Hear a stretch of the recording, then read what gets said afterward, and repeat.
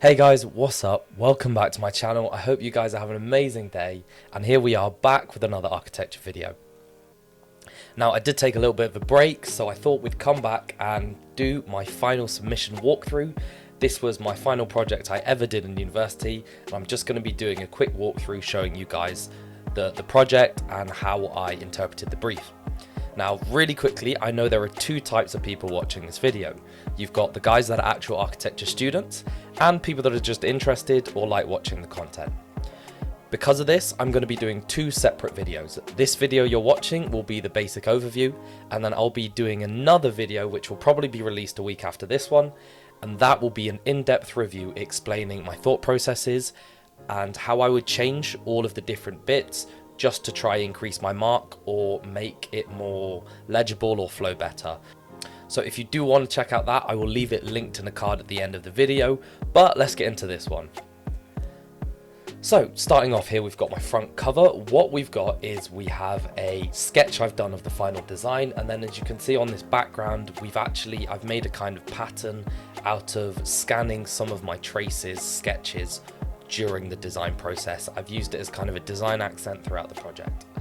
I think you always want to make the front cover look really welcoming, make it look intriguing, and create a feel that makes someone want to open the page and have a look at your project. Now, moving on to the second page, here we have just a general information for those looking at the project. So in this project, I pose as my own architecture firm, and what I've done is I've included a manifesto that talks about the goals of our firm and what our kind of focus is. So, for example, IE Architects is a user-centric design firm specializing in large-scale residential with a fundamental design focus of erecting spaces of function, comfort and love. I then give a little bit of information about the client, which is Portsmouth City Council. I then talk about the site. Now, the site is Commercial Road. Hopefully you've seen me do some projects in Commercial Road in the previous few years, but Commercial Road is kind of the shopping district of Portsmouth. It's right next to the train station, and unfortunately it's a little bit dilapidated, a little bit dirty, so a lot of our projects are based there because they make you think about how you could actually improve the local area and benefit the people in your projects. Then at the bottom I have a little bit about users. So just to give you some insight, this project is a hybrid building complex. It was required to have a minimum of 30 dwellings and an additional functional component, so that could either be private or public. Now, I chose to do a kind of low-cost style housing that was slightly more professional and very clean, but it was still going to be cheaper than a lot of the homes in Portsmouth. There's a really big residential issue in Portsmouth because it's an island city. There's no real way to expand outwards, so people are building either upwards or just house prices are rising. We found a lot of people struggling to pay rents, bills, especially after the COVID period, and I thought this would be a really nice follow-on to show how we can use architecture to help others. Now, moving on to the next page, I've done a bit on the procurement style, the fee structure, the planning and the regulations. Now, this wasn't necessary, but in one of the other units we were doing alongside this one, we were talking about this kind of stuff, project planning, the procurement style. So I just thought putting a little bit of information in would be useful, just shows that I'm linking information I gained from different modules. But to be honest, I'd say this is very much overkill. I would just give a little brief paragraph rather than an entire page. Then we move on to my site analysis. Now, this is quite a basic site analysis. I think I should have done it a different way, but we have the sun, the wind, the local transport, talking about where you walk, where you can drive, where you can get the bus and bike, and also where the train station is, which is right at the bottom of the street. I also look a little bit about the circulation, where the main noise areas are, and a little bit on the greenery. And then moving on, there were two key issues I tried to focus on for my project.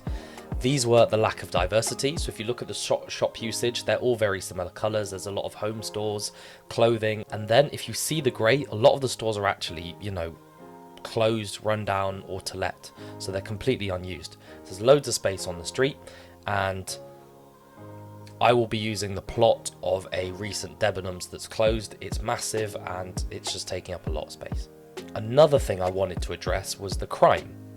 Along the central corridor of Commercial Road, there's actually a fair bit of crime. Nothing is It's not very high level crime. So for example, majority of the cases are antisocial behavior, small accounts of vandalism. There's one or two thefts. Just they're quite minor crimes, and they mainly occur in the evening. Now, if you look at the bottom, I talk here about Cascade Shopping Centre. Cascade Shopping Centre is the large grey block that's the main part of the street. It's the main shopping centre, and unfortunately, it closes at 5 p.m. Now, the issue with this is if you're working a 9 to 5, there's absolutely no reason to come to this area, and as a result, in the evenings, it becomes really quiet, and it kind of encourages the crime almost. Now, after speaking to Grigor from Make Architects, which is a global design firm specializing in urban design, we actually spoke about how you can address this and reduce crime, and he mentioned that you may struggle to directly address it, but there's things you can do to help counteract it. Many of them generally revolve around the idea of just creating a really welcoming space that's always full of people, that's really lively. Just the occurrence of having lots of people in the area will naturally deter these kind of crimes. So this is something I wanted to try do with my project. Then there's two key precedent studies. We have The Valley by MVRDV. Some of their work is absolutely amazing. I really like this project, The Valley specifically, mainly for its design and the kind of feel. If you see, it's got this mirror facade on the outside and this really warm stone on the inside. I like this idea because the structure has a presence, but it still kind of welcomes you in, if you can see that. And then the second precedent that informed my project a lot, which actually was kind of the start of the project, was Las Palmas Modular by Steinberg Hart. It's a conceptual project in LA, and I just really liked the way they had done so many different modules for the same type of space based on the use and based on the person. So I wanted to try adopt this into my project as well. Now, moving on, we have the massing development. This is something we tend to have to show just for the submissions because it kind of gives the marker an idea of how your design progressed. Keep in mind, all projects require a design blog to be submitted with them, and there's a QR code on the front page to access that. So they will have both, but it's nice to have it in the project. So the main design process, we define the site area. Now for me, I really wanted to have very clear walkways and not cut off any of the circulation on the ground floor. So I carved those in, I carved footpaths into the plot. And then what I've done is I've also added courtyards and outdoor spaces, and then I've connected all of this on the second floor. So on the ground floor, many of the parts are disconnected, but on the second floor, everything connects. Then I've extruded it upwards and staggered the heights to allow as much sun into all of the flats as possible. Now again, I would redo this and design this very differently if I was to do this again today. So if you do want to see how I would go about doing that, check out that new video. Now, this is an exploded axonometric of the floors that you will get shown in this building. I'm really happy with this. I think it looks really just aesthetically pleasing, and you kind of get an idea of the spaces themselves. Also, in the corner here, I've got a little bit of information. We have 38 flats, a total capacity of 64 individuals, and I believe, based on similar projects, that it's going to cost roughly £7 to £9 million. Then we have a simple roof plan. This just kind of gives you an idea of how it fits in with the other buildings. You can see it comes very close to the building next door, but it fits very nicely into the space, I think. Now, moving on to the actual design itself. Now, it's a little bit complex. So what I'm going to try to do is I'm going to explain it in different parts. So based off the three archetypes I chose, the three archetypes I chose to help were postgraduates, so people that are doing masters and further studies, young professionals, and people who are new into work and they need somewhere that's a little bit cheaper, and then new families that are going through maybe struggles, that are in the process of relocation and need somewhere to stay for maybe a year while they get back on their feet and sort out getting their own house. So because of these three archetypes, I've designed the entire building around this. Now, people that don't fit into these three archetypes can stay in the building, but I've used these three archetypes as a prompt for how I've actually designed the rooms and the buildings, which you'll see in a bit. So starting on the ground floor, at the very front half, you can see we've got these floor-to-ceiling windows. The exterior's got this really dark metal facade and then this really warm stone on the inside, as you saw inspired by the Valley. At the front half of the building, as you can see on this floor plan, we've got a food courtyard. Now the intention is These little stalls are full of loads of different cuisines, and they're rotating throughout the week, and they're generally very healthy. The point for this is I want this to have extended hours, so in the evenings it kind of creates a bit of atmosphere. People will come and eat food in the evenings, but it also really helps the people in the building. Say you're a postgraduate studying late at night and want a snack, or you know, you're a young professional that's in a rush to work and needs to just grab something for lunch.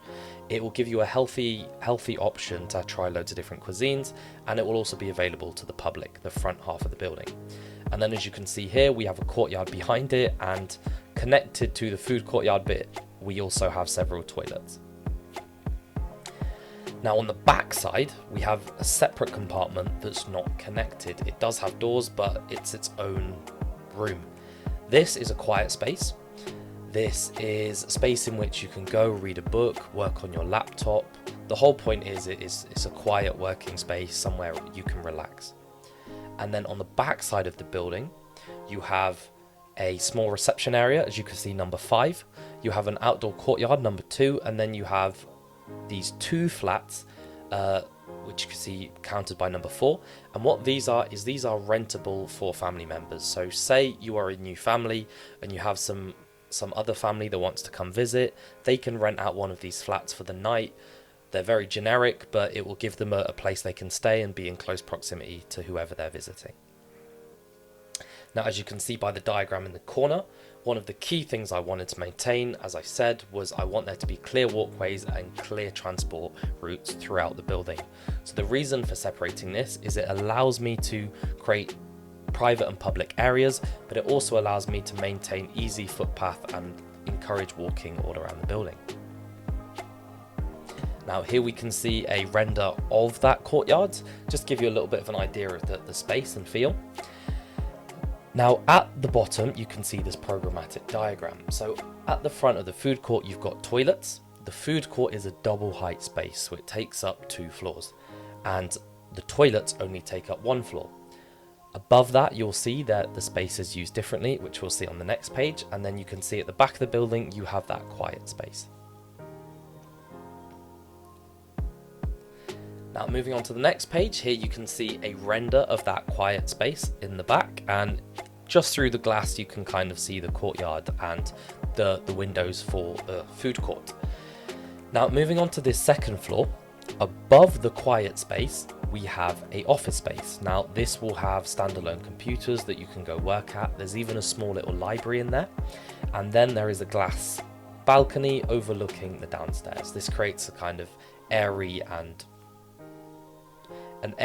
warm feeling, just like the food court. I wanted there to be loads of space, allow lots of sun to come in, and just create a really nice positive atmosphere in the building. Now as you can see above the toilets we have 2 meeting rooms.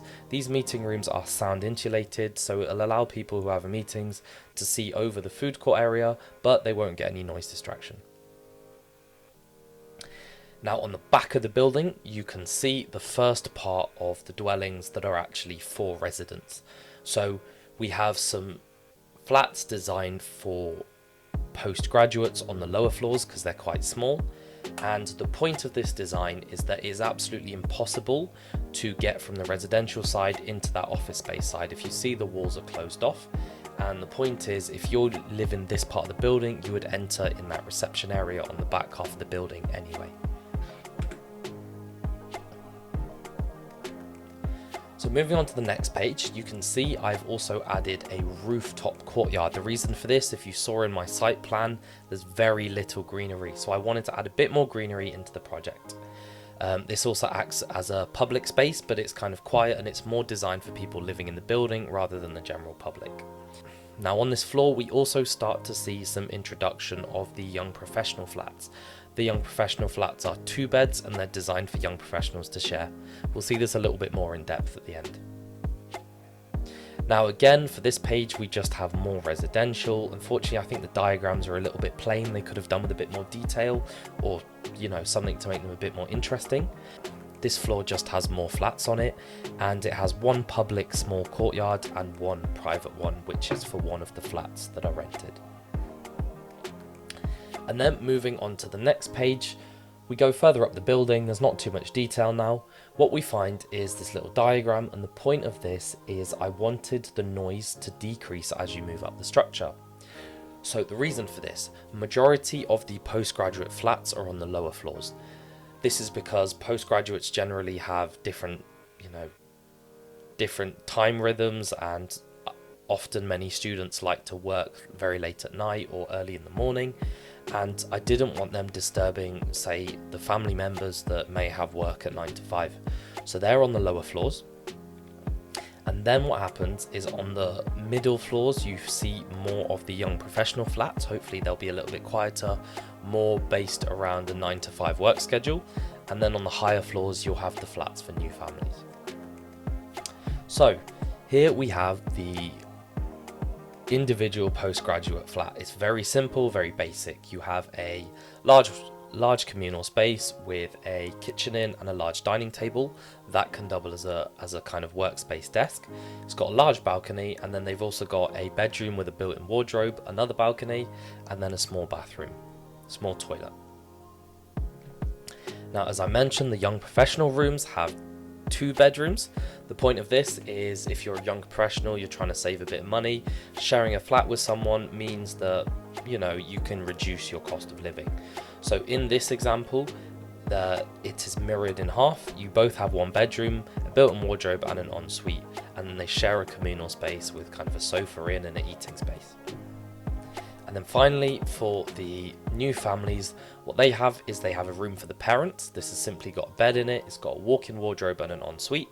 You've got a large communal area with, a seating area, kitchen with a island, dining table, and then you have 2 other bedrooms designed for children. One of the children is aimed to be in school kind of age. They have a desk and a small balcony. And then you have a second bedroom, which is just for a young child with no balcony, so there's no safety issues. And then both of them share a small toilet.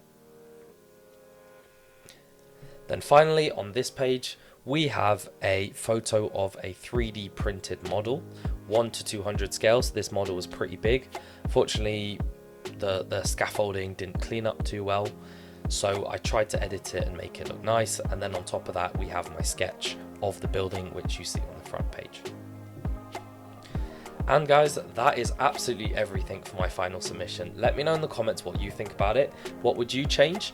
Now, as I've mentioned, I'll be doing the second video explaining everything I'd change about this. There's quite a few changes I would make, but overall I'm really happy with the submission. I believe it did quite well. I think it was a high 60%, so I was very close to a first class. And yeah, as always, that's all from me, guys. I hope you have a lovely day, and I'll catch you in another video. Take it easy.